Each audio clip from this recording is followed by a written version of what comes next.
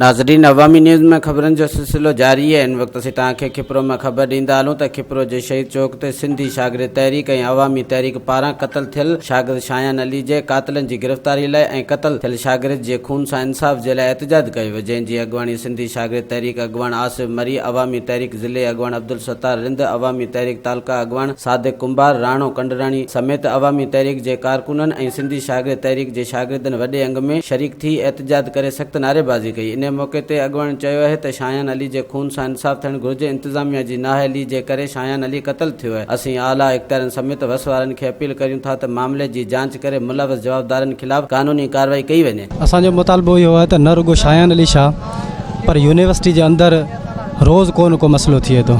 असांखे कॾहिं शायान अली शाह विछड़े थो, कॾहिं ॿियो कंहिं भाउ जो भेण विछड़ी वञे थो, कॾहिं कंहिं सां न्याणी सां हेरासमेंट थिए थी, कॾहिं कंहिं न्याणी जो लाश मिले थो।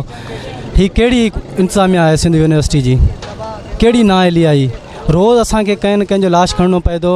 हीअ हथु वठी हिकिड़ी गहरी साज़िश तहत सिंध जी तालीम तबाह कई पई वञे। न रुगो इहो पर सिंध में ॿिया अनेक मसइला पैदा कया पिया वञनि।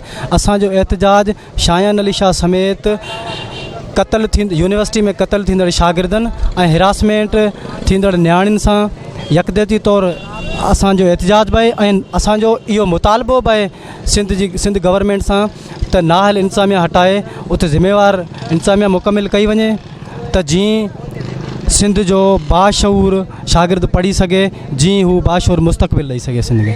ॻाल्हि इहा आहे त शागिर्द जेको क़ौम जो सरमायो हूंदो आहे उहो यूनिवर्सिटी में माइट इन ख़वाब सां उन्हनि खे मोकिलींदा आहिनि त असांजा ॿार जेके यूनिवर्सिटी लेवल ताईं पढ़ी का डिग्री हासिलु करे ईंदा आहिनि त जीअं असांजो सर फ़ख़ुर सां मथे थिए। मगर अफ़सोस जहिड़ी ॻाल्हि इहा आहे त डिग्री जे बजाए उहे लाश असांजे घर वापसि उमाणिया वञनि था कंहिं न कंहिं तरीक़े सां, कॾहिं नाइला रिंद जे रूप में, कॾहिं निमिरता जे रूप में, कॾहिं शायान अली शाह जे रूप में। पॉइंट में दरअसल बसनि में अहिड़ा ड्राइवर जेके नशावर शयूं वापराईंदड़ मवाली टाइप जेके ख़बर बि न आहे त इंतिज़ामिया कीअं हलाइबी, सिस्टम कीअं हलाइबी आहे। ठीकु आहे, तव्हां उनखे हतमी फ़ैसिलो वठाए ॾियो। केरु चवण वारो कोन्हे न उनजो केस थो दाख़िल थिए।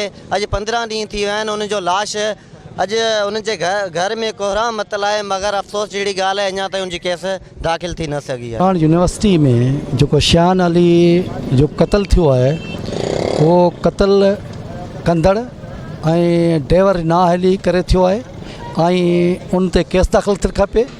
ऐं इंतिज़ामिया जी इहा बिल्कुलु हिकिड़ी ऐं ईअं चवंदुसि हिकिड़ी दादागिरी आहे। इन सॼे जे ख़बर हूंदे ई, छो जो अॻु में बि केतिरा ई शागिर्द ईअं क़त्ल थी विया आहिनि, को बि नोटिस न वरितो आहे। इहा नाअहल इंतिज़ामिया आहे, इन नाअहली जो नोटिस वठणु खपे ऐं शहजान जे खून सां इंसाफ़ कयो वञे। शागिर्द जेका अवामी तहरीक जी शागिर्द महाज़ आहे, उन तरफ़ां सॼे सिंध में एहतजाजी काल ॾिनल आहे। जेको असांजो साथी हो शायान अली, उहो जेको पॉइंट बस मां किरी फ़ौत थियो गुज़िरियल 15 महीनू ॾेढ अॻु में।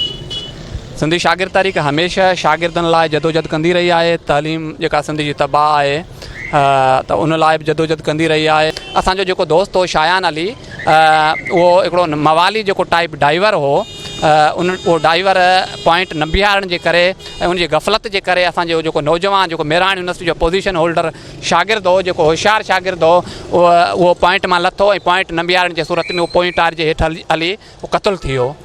इन खां अॻु में शाइस्ता मीमण जेका असांजी भेण हुई, उहा बि ईअं क़त्ल थी। इन खां अॻु में असांजा टीचर जेके यूनिवर्सिटियुनि में आहिनि, शागिर्द आहिनि, उन्हनि खे हिरासमेंट कई थी वञे। असांजे जेके भेणूं आहिनि उन्हनि खे हिरासमेंट कयो थो वञे। असांजो मुतालबो आहे सिंधी शागिर्द तहरीक जो ऐं अवामी तहरीक जो त सिंध में जेका हिकिड़ी गुंडागर्दी आहे सिंध यूनिवर्सिटियुनि जे वॾनि इदारनि में ऐं हेठि जेके तालीमी इदारनि में जेके गुंडागर्दी आहे, बोतार कल्चर ऐं ब्यूरोक्रेट जे सूरत में, उन्हनि खे हटायो वञे। वधीक ख़बरनि ऐं तफ़सील जे लाइ विज़िट कयो असांजी वेबसाइट awamiNewsHD.com ऐं ॾिसंदा रहो अवामी न्यूज़ HD।